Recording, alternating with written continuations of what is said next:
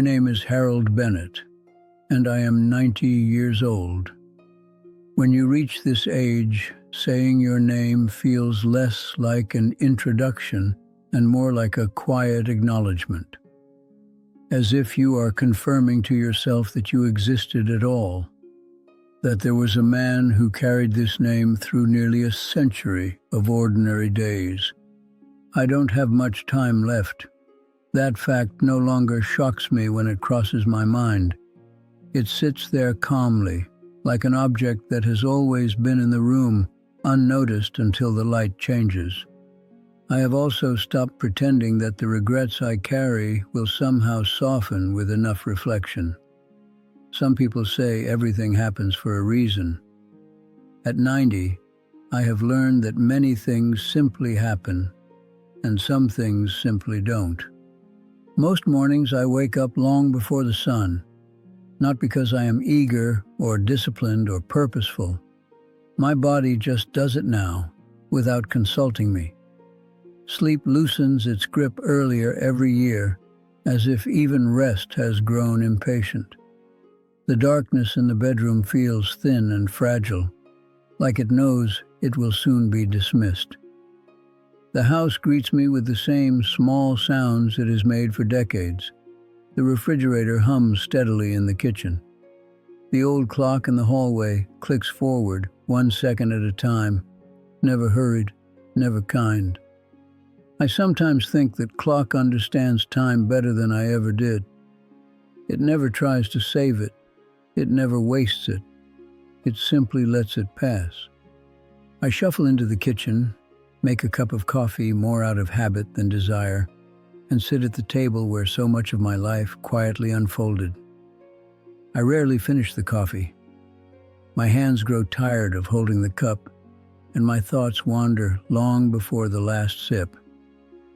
Outside the window, the sky slowly lightens. That window has been replaced twice since I bought this house. The glass is clearer now, but the view feels farther away. The neighborhood has changed in ways both obvious and subtle. Houses have been renovated and repainted. Cars have grown quieter. Families have arrived and disappeared without ceremony.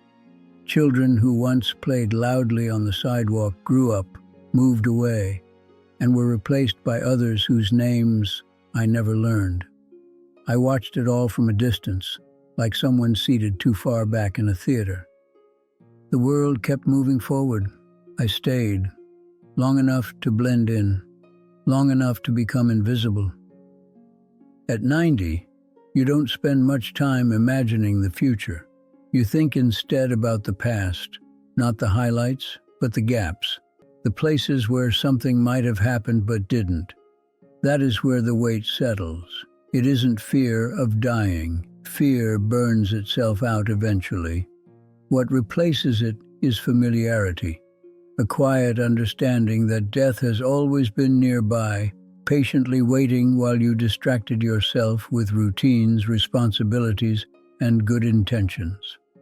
There is a particular sadness in realizing that most of what mattered did not disappear dramatically.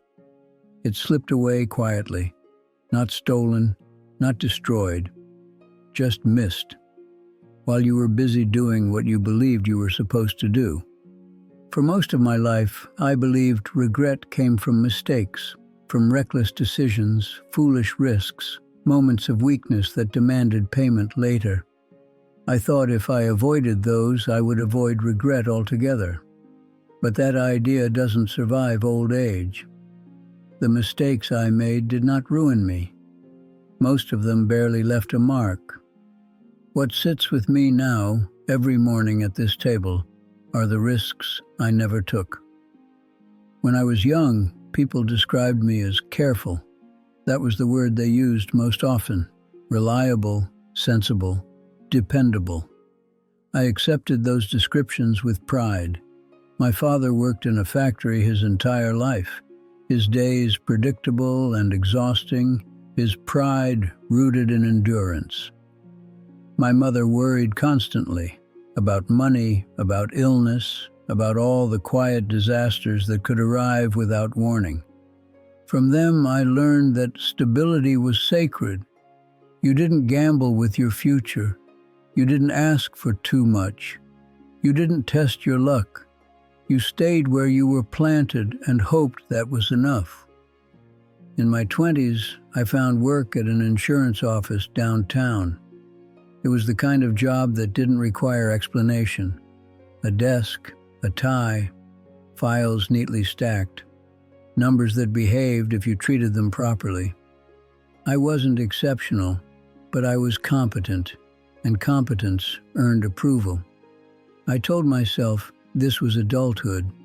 That ambition was childish. That contentment was something you practiced, not something you felt naturally. That was around the time I met Claire. She worked at a small bookstore a few blocks from my apartment.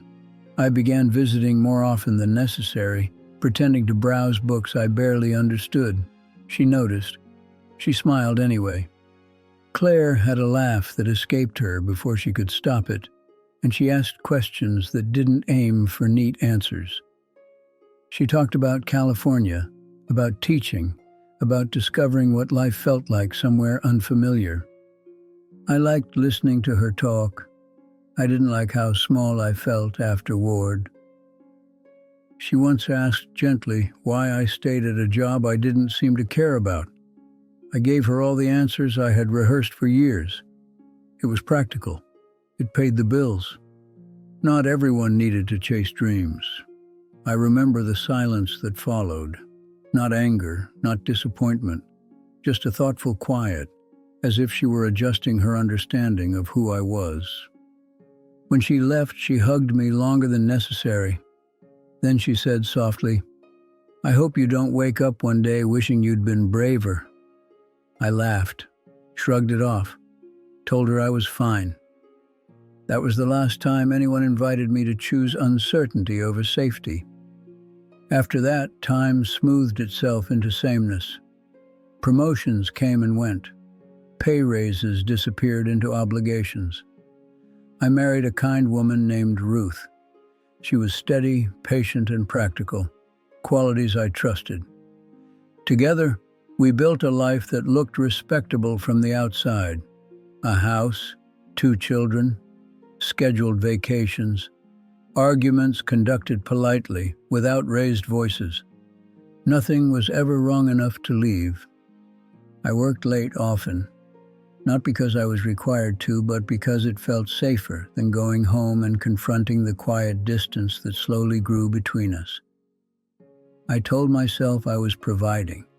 I told myself I would make time later. I told myself there would always be time.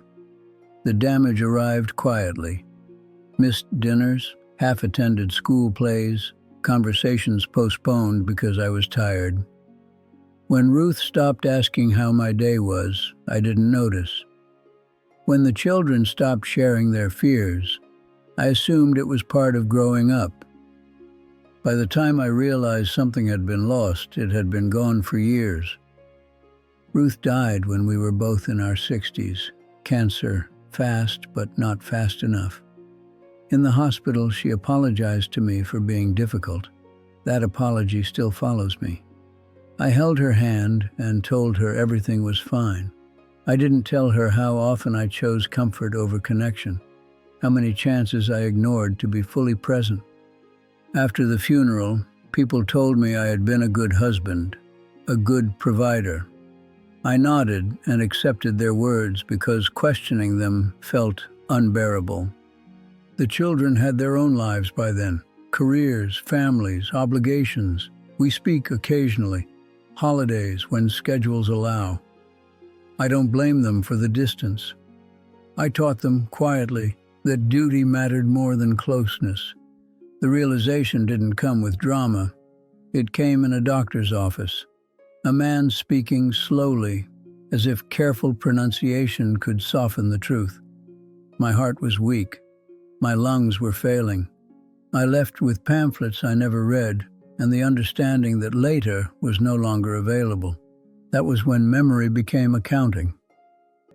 I thought about Claire's question, about the night Ruth waited up for me, about the job offers I declined because they required moving, the letters I never wrote, the trips I postponed, the conversations I avoided because discomfort felt dangerous.